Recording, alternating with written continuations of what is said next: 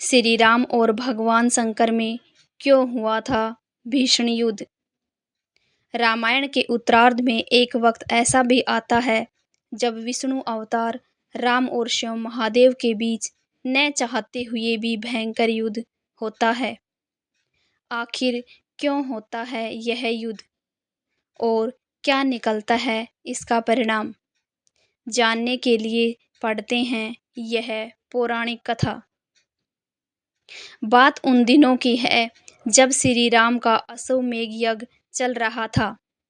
श्री राम के अनुज शत्रुघ्न के नेतृत्व में असंख्य वीरों की सेना सारे प्रदेश को विजित करती जा रही थी। जहां भी यज्ञ का अश्व जा रहा था, इस क्रम में कई राजाओं के द्वारा यज्ञ का घोड़ा पकड़ा गया, लेकिन अयोध्या की सेना के आगे उन्हें झुकना पड़ा। शत्रुघ्न के अलावा सेना में हनुमान, सुग्रीव और भरतपुत्र पुष्कल सहित कई महारथी उपस्थित थे, जिन्हें जीतना देवताओं के लिए भी संभव नहीं था। कई जगह भ्रमण करने के बाद यज्ञ का घोड़ा देवपुर पहुंचा, जहां राजा वीरमणि का राज्य था। राजा वीरमणि अति धर्मनिष्ठ तथा श्री राम एवं महादेव के अनन्य भक्त थे। उनके दो पुत्र रुक्मांगद और शुभंभद वीरों में श्रेष्ठ थे। राजा वीरमणि के भाई वीर सिंह भी एक महारथी थे। राजा वीरमणि ने भगवान रुद्र की तपस्या कर उन्हें प्रसन्न किया था और महादेव ने उन्हें उनकी और उनके पूरे राज्य की रक्षा का वरदान दिया था।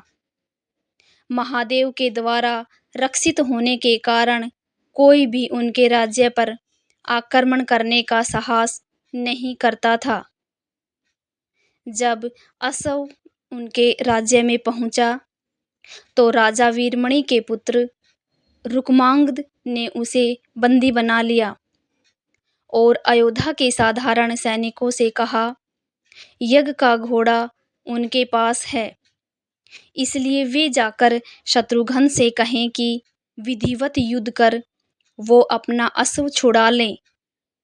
जब रुक्मांगद ने ये सूचना अपने पिता को दी तो वे बड़े चिंतित हुए और अपने पुत्र से कहा कि अनजाने में तुमने श्री राम के यज्ञ का घोड़ा पकड़ लिया है। श्री राम हमारे मित्र हैं और उनसे शत्रुता करने का कोई औचित्य नहीं है, इसलिए तुम यज्ञ का घोड़ा वापस लौटा आओ। इस पर रुक्मांगद ने कहा कि हे पिताश्री, मैंने तो उन्हें युद्ध की चुनौती भी दे दी है, अतः अब उन्हें बिना युद्ध के अश्व लौटाना हमारा और उन दोनों का अपमान होगा। अब तो जो हो गया है उसे बदला नहीं जा सकता, इसलिए आप मुझे युद्ध की आज्ञा दें। पुत्र की बात सुनकर वीरमणि ने उसे सेना सुसज्जित करने की आज्ञा दे दी।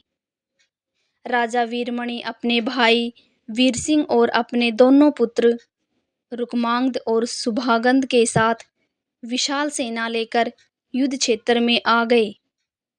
इधर जब शत्रुघ्न को सूचना मिली कि उनके यज्ञ का घोड़ा बंदी बना लिया है, तो वे बहुत क्रोधित हुए एवं अपनी पूरी सेना के साथ युद्ध के लिए युद्ध क्षेत्र में आ गए। उन्होंने पूछा कि उनकी सेना से कौन अश्व को छुड़ाएगा, तो भरतपुत्र पुष्कल ने कहा कि तातश्री, आप चिंता न करें, आपके आशीर्वाद और श्री राम के प्रताप से मैं आज ही इन सभी योद्धाओं को मारकर अश्व से को मुक्त कराता हूँ। वे दोनों इस प्रकार बात कर रहे थे कि पवन सुत हनुमान ने कहा कि राजा वीरमणि के राज्य पर आक्रमण करना स्वयं परमपिता ब्रह्मा के लिए भी कठिन है, क्योंकि ये नगरी महाकाल द्वारा रक्षित है। अतः उचित यही होगा कि पहले हमें बातचीत द्वारा राजा वीरमणि को समझाना चाहिए, और अगर हम न समझा पाए तो हमें श्री राम को सूचित करना चाहिए। राजा वीरमणि श्री राम का बहुत आदर करते थे, इसलिए वे उनकी बात नहीं टाल पाएंगे। हनुमान की बात सुनकर शत्रुघ्न बोले कि हमारे रहते अगर श्री राम को युद्ध भूमि में आना पड़े, ये हमारे लिए अत्यंत लज्जा की बात है। अब जो भी हो हमें युद्ध तो करना ही पड़ेगा। ये कहकर वे सेना सहित युद्ध भूमि में पहुंच गए। भयानक युद्ध छिड़ गया। भरत पुत्र पुष्कल सीधा जाकर राजा वीरमणि से भिड़ गया। दोनों अतुलनीय वीर थे। वे दोनों तरह तरह के शास्त्रों का प्रयोग करते हुए युद्ध करने लगे। हनुमान राजा वीरमणि के भाई महापराक्रमी वीर सिंह से युद्ध करने लगे। रुक्मांगद और सुभागंद ने शत्रुघ्न पर धावा बोल दिया। पुष्कल और वीरमणि में बड़ा घमासान युद्ध हुआ। अंत में पुष्कल ने वीरमणि पर 8 नाराज बाणों से वार किया। इस वार को राजा वीरमणि सह नहीं पाए और मूर्छित होकर अपने रथ पर गिर पड़े। वीर सिंह ने हनुमान पर कई अस्त्रों का प्रयोग किया, पर उन्हें कोई हानि न पहुंचा सके। हनुमान ने एक विकट पेड़ से वीर सिंह पर वार किया। इससे वीर सिंह रक्त वमन करते हुए मूर्छित हो गए। उधर श्री शत्रुघ्न और राजा वीरमणि के पुत्रों में असाधारण युद्ध चल रहा था। अंत में कोई चारा न देखकर शत्रुघ्न ने दोनों भाइयों को नागपाश में बांध लिया। अपनी विजय देखकर शत्रुघ्न की सेना के सभी वीर सिंहनाद करने लगे। उधर राजा वीरमणि की मूर्छा दूर हुई तो उन्होंने देखा कि उनकी सेना हार के कगार पर है। ये देखकर उन्होंने भगवान रुद्र का स्मरण किया।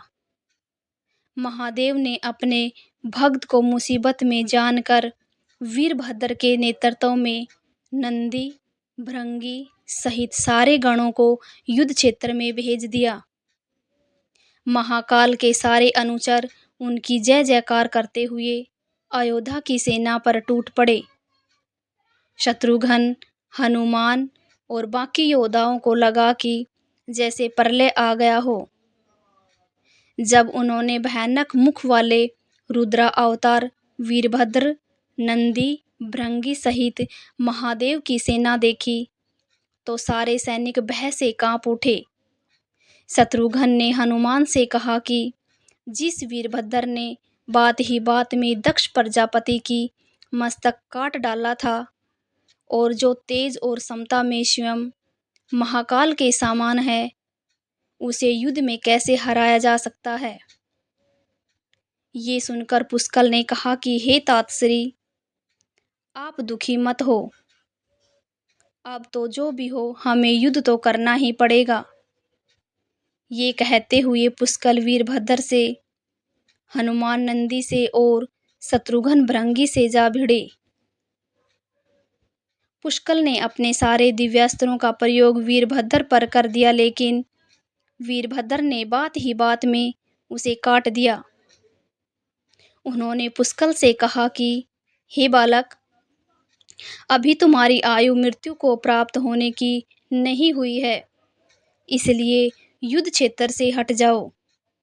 उसी समय पुष्कल ने वीरभद्र पर शक्ति से प्रहार किया, जो सीधे उनके मर्म स्थान पर जाकर लगा। इसके बाद वीरभद्र ने क्रोध से थर्राते हुए एक त्रिशूल से पुष्कल का मस्तक काट लिया और भयानक सिंहनाद किया। उधर भृंगी आदि गणों ने शत्रुघ्न पर भयानक आक्रमण कर दिया। अंत में भृंगी ने महादेव के दिए पास में शत्रुघ्न को बांध दिया। हनुमान अपनी पूरी शक्ति से नंदी से युद्ध कर रहे थे। उन दोनों ने ऐसा युद्ध किया जैसा पहले किसी ने नहीं किया था। दोनों श्री राम के भक्त थे और महादेव के तेज से उत्पन्न हुए थे। काफी देर लड़ने के बाद कोई और उपाय न देखकर नंदी ने शिवास्त्र के प्रयोग कर हनुमान को पराभूत कर दिया। अयोध्या के सेना की हार देखकर राजा वीरमणि की सेना में जबरदस्त उत्साह आ गया और वे बाकी बचे सैनिकों पर टूट पड़े। ये देखकर हनुमान ने शत्रुघ्न से कहा कि मैंने आपसे पहले ही कहा था कि ये नगरी महाकाल द्वारा रक्षित है, लेकिन आपने मेरी बात नहीं मानी। अब इस संकट से बचाव का एक ही उपाय है कि हम सब श्रीनाथ को याद करें। ऐसा सुनते ही सारे सैनिक शत्रुघ्न, पुष्कल एवं हनुमान सहित श्री राम को याद करने लगे।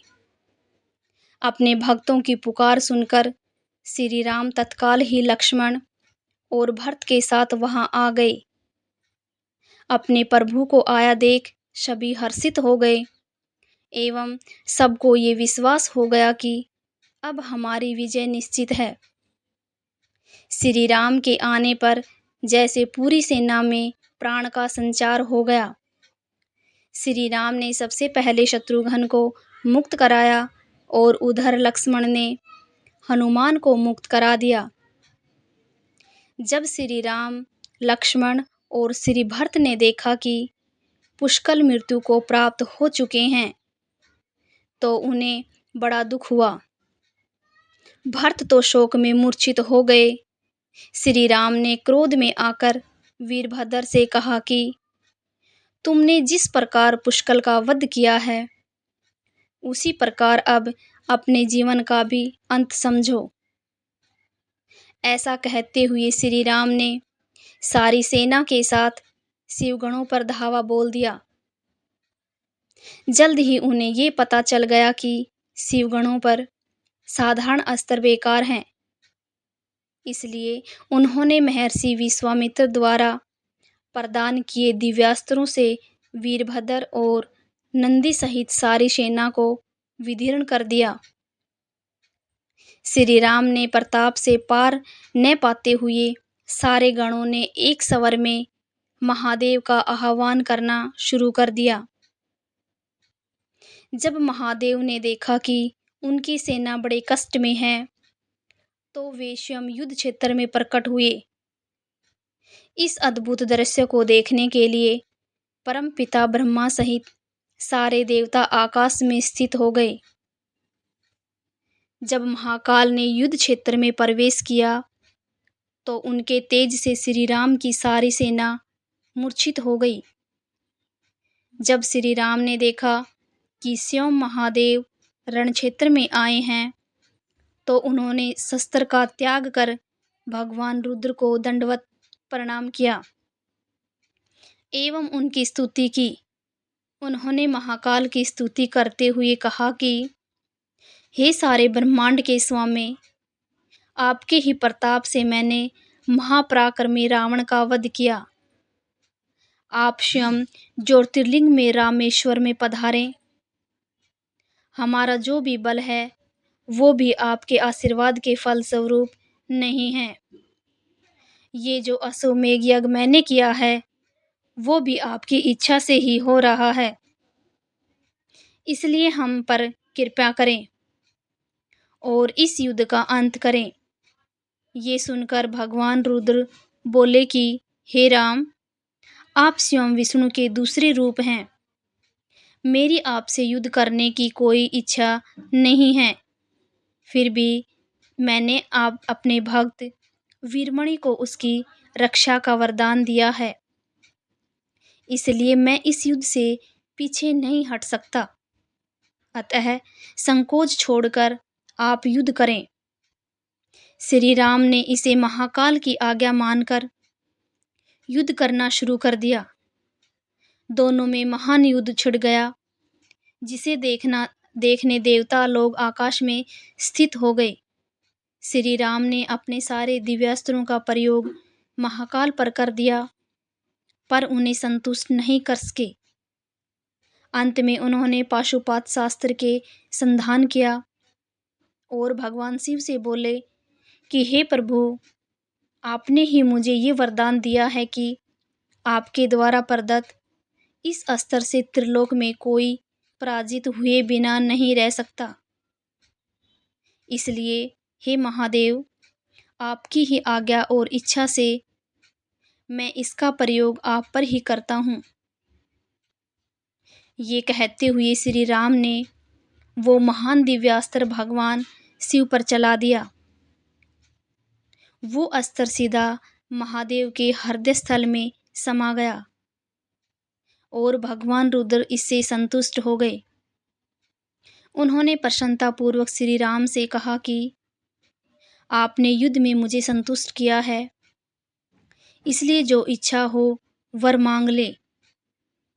इस पर श्री राम ने कहा कि हे भगवान, यहाँ इस युद्ध क्षेत्र में भ्राता भरत के पुत्र पुष्कल के साथ असंख्य योद्धा वीरगति को प्राप्त हो गए हैं। उन्हें कृपया जीवनदान दीजिए। महादेव ने मुस्कुराते हुए तथास्तु कहा और पुष्कल समेत दोनों ओर के सारे योद्धाओं को जीवित कर दिया। इसके बाद उनकी आज्ञा से राजा वीरमणि ने यज्ञ का घोड़ा श्री राम को लौटा दिया और अपना राज्य रुक्मांगद को सौंपकर वे भी शत्रुघ्न के साथ आगे चल दिए। इस प्रकार उन दोनों के बीच युद्ध की समाप्ति होती है। कहानी को अंत तक सुनने के लिए आप सभी का बहुत बहुत धन्यवाद। अगर आपको ये कहानी अच्छी लगी तो चैनल को सब्सक्राइब करना, वीडियो को लाइक करना और ज़्यादा से ज़्यादा शेयर करना। धन्यवाद दोस्तों।